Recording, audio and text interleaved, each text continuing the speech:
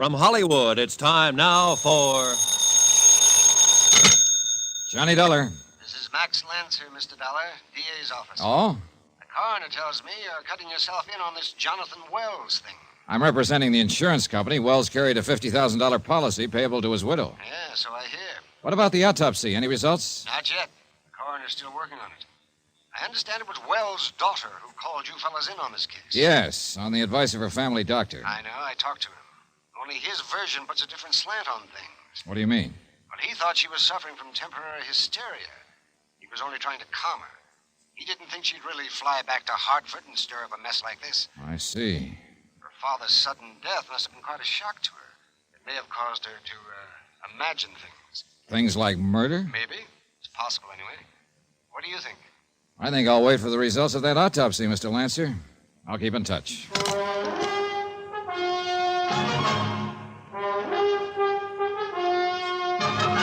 Tonight and every weekday night, Bob Bailey in the transcribed adventures of the man with the action-packed expense account, America's fabulous freelance insurance investigator. Yours truly, Johnny Dollar.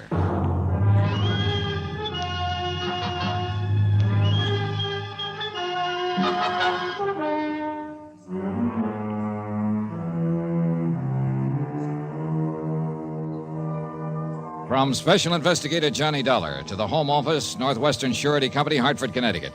Assignment, The Lonely Hearts Matter. Location, Chicago, Illinois. Expense account continued.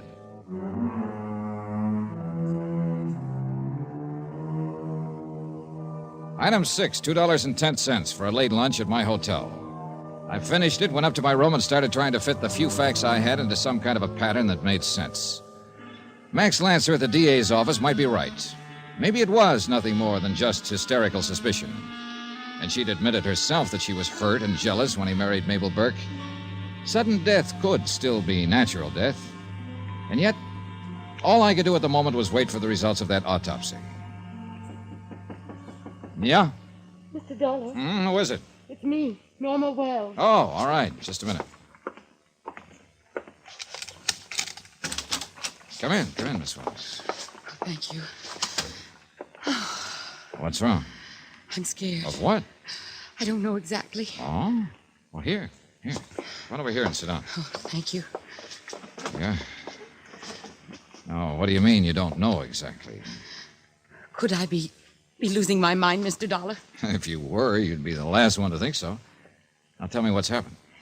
Well, I went to the coroner's office to sign the authorization for the autopsy, and then went back to my apartment. And a little while later, the phone rang, and when I answered it, there was nobody on the line. A wrong number, maybe. No. I mean, there was somebody on the line, but they didn't say anything. I kept saying hello, and then there was a click, and the line went dead. And that's all that happened? No. A short time afterward, I heard footsteps out in the hall. They stopped at my door, and I kept waiting for someone to ring the bell. When they didn't, I finally got up enough courage to open the door. There was nobody there. I see. A few minutes after that, the phone rang again. The same thing as before. I couldn't stay there any longer. I ran out and got a taxi and came here. Well, who do you think might be doing a thing like that, Miss Wells? I don't know, but somebody is. I'm not just imagining things. Max Lancer, the DA's investigator, seems to think you might be. I know. He talked to me at the coroner's office. That's why I came to you, Mr. Dollar. You've got to help me, please. Be glad to, but how? There must be something you can do. Yeah, I can wait for that autopsy report. And at the moment, that's about all I can do. Without some definite evidence of a crime, something stronger than mere suspicion, we don't have a leg to stand on. But suppose the report doesn't show anything. Well, then I wipe the egg off my face and go back to Hartford. But look, maybe she was clever enough to kill my father in some way that wouldn't show up in an autopsy. Such as? I don't know. But I do know, as sure as I'm sitting here, that she married him and got him to take out that insurance policy with the full intention of murdering him. Well, such things have been known, all right. Somebody using a correspondence club to contact wealthy pigeons. Did you know that your stepmother owns that Lonely Hearts Club? Owns it? That's what the girl in charge told me. A Fanny Tetler. Do you know her? No. I've never heard of her. And neither Mabel nor my father ever mentioned that she owned the place. She apparently has somebody running it for her, a man, I think. Any idea who he might be? No. He slipped out before I got a chance to see him. Smoked cigars. He left one burning in the ashtray. Wait. Maybe it's Burton. Burton? Burton Creeley, her nephew. He smokes cigars. Oh, that's the first I've heard of him. Oh, he's detestable. He moved in on us right after Mabel and my father were married. He's the main reason why I left the house. I couldn't stand him. He was always after me, bothering me. Is he still living there? I guess so. Was he in the house the night your father died? Yes. At least he was when I got there. That was an hour afterward, as I told you. Does he have a job, work anywhere? I don't think he's ever worked. He lives off of her. Uh-huh. He and your father get along all right? Oh, my father could get along with anyone. He always managed to see the best in people. And then Burton was careful to act different around him. I see. I suppose you think that's some more of my imagination. Well, frankly, Miss Wells, I don't know what to think. If there was only some way to prove what I'm sure of. Well, let's wait for that autopsy report. Meantime, I think I'll go out and talk to your stepmother. What about me? Stay right where you are. Don't go out of this room. When I get back, we'll pick up some things from your apartment, and you can check in here at this hotel for a few days. Expense account item 7, taxi to Lakeshore Drive and the beachfront residence of the late Jonathan Wells. I was beginning to feel more and more like a fool. It looked as though Max Lancer might be right. Apparently, a jealous, hysterical girl had lost her head and stirred up a nasty mess, all without one single fact to back up her suspicions. I had a hunch the autopsy report was going to show death from natural causes. For 2 cents, I'd have thrown the case over. In fact, I didn't even see where I had a case.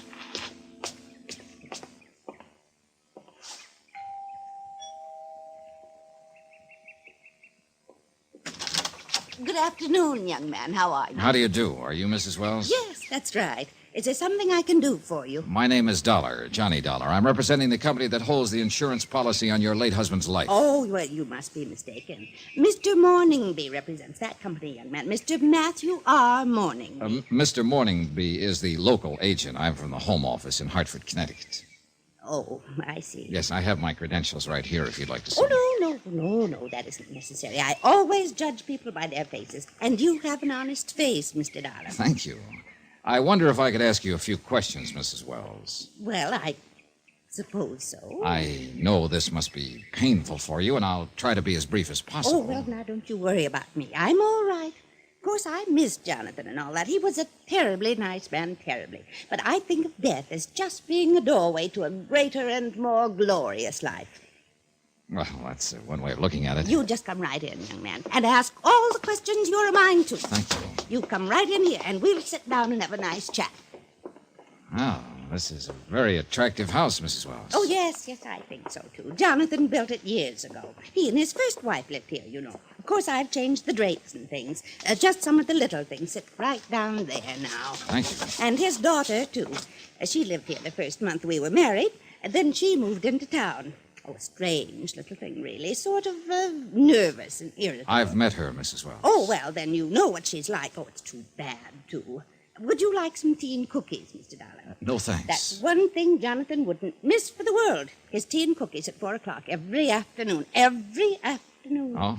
The house just doesn't seem the same without him. No, I imagine it doesn't. That's how I won his heart, you know. With my cookies and cakes. Oh, he really did adore them. And it was such a pleasure baking things for a person who appreciated them so much. Yes. It makes you feel lonesome and lost not having anybody to cook for. Do you ever feel lonesome, Mr. Dollar? Well, I guess everybody does at times. Why, at the time I met Jonathan, I was feeling so lonesome I could just cry. Mr. Burke had died 2 years before. Mr. Burke? Yes, he was my husband before Jonathan. That was in St. Louis, of course. I see. He was a see. fine man, too. Walter Mabley Burke. Tall and handsome and impressive looking. Just like his name sounds. And a perfect picture of health. Right up to the day he died. His death was sudden, unexpected? Oh, yes. A complete surprise. Acute indigestion, the doctor called it. Of course, I don't think he was quite as thoughtful as Jonathan. Jonathan was always so considerate. And he was a... Oh, my gracious, here I go, just rambling on and on. You didn't come here to listen to my silly little affairs. No, they're very interesting. Well, I've always tried to keep busy and keep my mind occupied. That's why I started in business. The Lonely Hearts Club. Oh, well, you've heard about it. Well, I admit I felt kind of foolish at first. About starting it, I mean, you know how people josh about those kinds of clubs. It was Burton's idea, really. He's my nephew, you know. Oh, dear, I wish he were here this afternoon so you could meet him. So do I. He's such a nice boy. He thought I'd do real well at that kind of business, and he was right, too, absolutely right. Oh, not money, you understand, but it was loads of fun meeting all those nice people, especially men, yes. I see. That's how I met Jonathan. So I was told. That's the way it happened.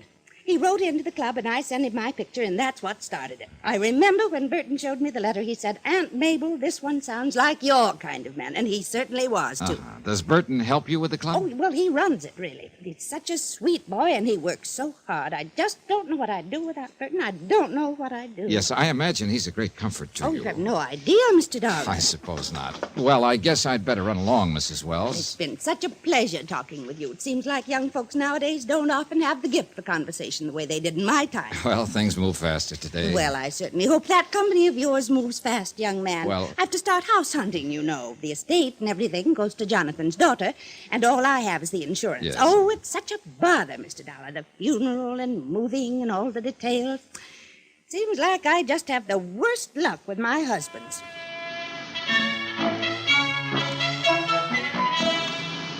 I walked out of there groggy, my head spinning. No wonder Norma Wells was nervous and hysterical. I felt that way myself after only a few minutes of it. And I still had no case, not one piece of evidence. I'd had a pleasant chat with a sweet old lady, a little on the dotty side, maybe, but that was all. Dead end. Max Lancer from the DA's office was waiting for me in the hotel lobby. You'll notice I'm holding my hat in my hand, Mr. Dollar. How come? It's a symbol of humility. You were right all along. According to the coroner's report, Jonathan Wells died from a dose of ground glass. So it's murder after all. Then in that case, do something for me, will you? From now on, I'm your man. Contact the authorities in St. Louis and have them check into a death that happened there about 2.5 years ago. A man named Walter Maberly Burke. Who's he? Mrs. Wells was married to him at the time. Uh-oh. Another murder? No, just a matter of bad luck. She told me so herself.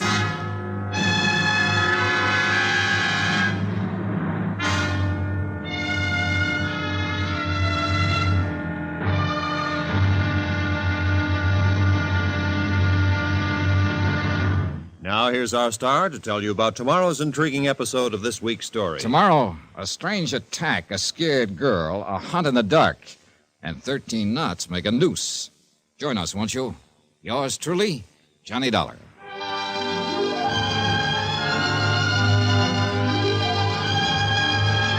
Yours truly, Johnny Dollar, starring Bob Bailey, is transcribed in Hollywood. Written by Les Crutchfield, it is produced and directed by Jack Johnstone. Be sure to join us tomorrow night, same time and station, for the next exciting episode of Yours truly, Johnny Dollar. Roy Rowan speaking.